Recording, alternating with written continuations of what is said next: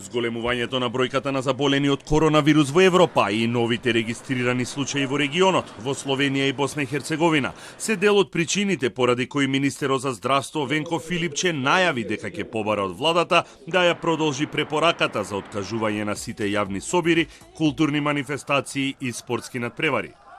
Препораката би била на сила до 13 март, а владата треба да одлучи на утрешната седница. Сметаме дека ова мерка треба да продолжи со тоа што за евентуално поригорозни мерки или доколку ситуацијата продолжи да биде ваква за понатаму продолжување или не нова мерка, динамички многу ја пратиме практично секојдневно ситуацијата. Од Министерството за здравство соопштија дека резултатите од тестовите на двајцата странски државјани се негативни на присуство на коронавирус. Од хотелската соба во центарот на Скопје тие ќе бидат префрлени на инфективната клиника за да се лекуваат, но не и во изолација. Од таму додаваат дека последните резултати кај скопјанката која е во изолација на клиниката се негативни, што покажува дека нејзината инфективност опаѓа. Истиот тест ќе биде повторен по 48 часа.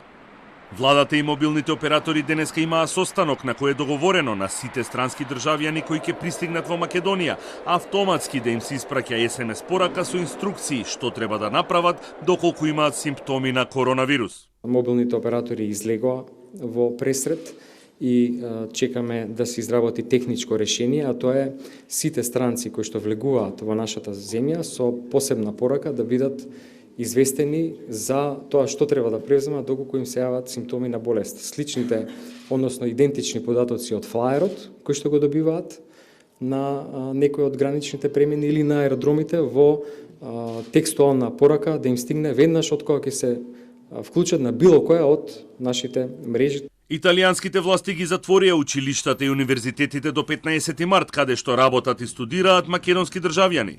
Министерот Филипче соопшти дека е во постојана комуникација со македонскиот конзул во Италија и се разгледува можноста, доколку има интерес од македонските граѓани да се вратат назад, тоа да биде во група, за да се има подобар увид и контрола при влезот во државата.